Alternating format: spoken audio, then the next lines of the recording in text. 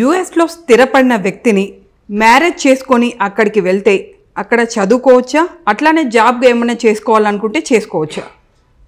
యుఎస్లో స్థిరపడ్డ వ్యక్తిని మ్యారేజ్ చేసుకున్న తర్వాత మీ ఇండివిజువల్ చాయిస్ని బట్టి ఉంటుంది మీకు.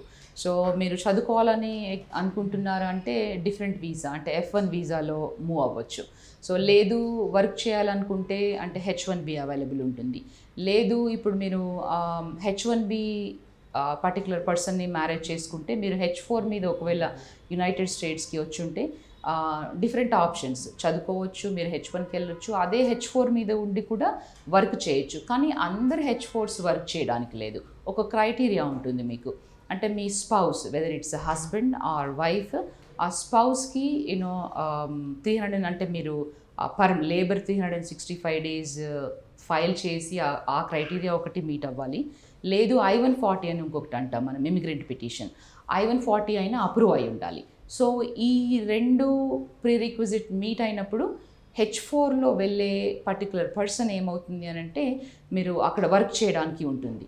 సో వర్క్ చేయడం అని అంటే యూ హ్యావ్ టు అప్లై, అంటే ఆ గవర్నమెంట్ ఏజెన్సీకి మీరు అప్లికేషన్ పెట్టుకొని అప్లై చేయాలి. అప్లై చేసిన తర్వాత వాళ్ళు మీ రిక్వైర్మెంట్స్ అన్నీ మీట్ అయ్యారు అని అనుకున్నప్పుడు they will give you the work authorisation. So ఆ వర్క్ ఆథరైజేషన్ మీద మీరు ఎక్కడైనా వర్క్ చేసుకోవచ్చు.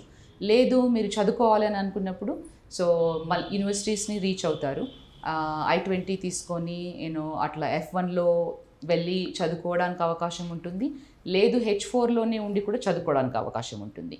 కానీ ఎక్కువగా చదువుకోవాలనుకునే వాళ్ళు F1కి మారుతూ ఉంటారు. రీజన్ ఏంటి అని అంటే మీరు F1 అయిపోయిన తర్వాత ఒకవేళ లెట్సే మీరు స్టెమ్ అంటే సైన్స్, టెక్నాలజీ, ఇంజనీరింగ్ అండ్ మ్యాథ్లో మీరు డిగ్రీస్ చేయగలిగితే మీకు 3 years ఆఫ్ వర్క్ ఆథరైజేషన్ ఉంటుంది. అంటే OPT 1 year ఉంటుంది, తర్వాత స్టెమ్ ఎక్స్టెన్షన్ అంటారనమాట, అది ఒక 24 months ఉంటుంది, అనదర్ 2 years. సో ఈ వర్క్ ఆథరైజేషన్ మీరు ఎలిజిబిలిటీ ఉండాలి అంటే most of the universities at least will require you 1 year of stay on the F1.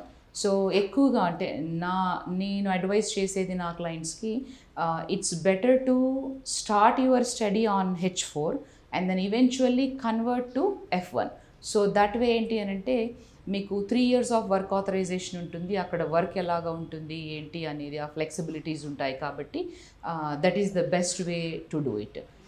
So కొంతమంది అంటే ఇవి కాకుండా ఆల్రెడీ వాళ్ళ స్పౌస్కి I-140 ఉండి వర్క్ ఆథరైజేషన్ ఉన్నప్పుడు వర్క్ చేసుకోవచ్చు, తర్వాత బిజినెస్ కూడా ఎస్టాబ్లిష్ చేసుకోవచ్చు వాళ్ళు. సో బిజినెస్ అన్నప్పుడు రకరకాల బిజినెసెస్ ఉంటాయి. సో ఏ బిజినెస్ వాళ్ళ ఇండివిజువల్ చాయిసెస్ని బట్టి బిజినెసెస్ కూడా ఉంటుంది H4 EAD ఉన్న వాళ్ళకి.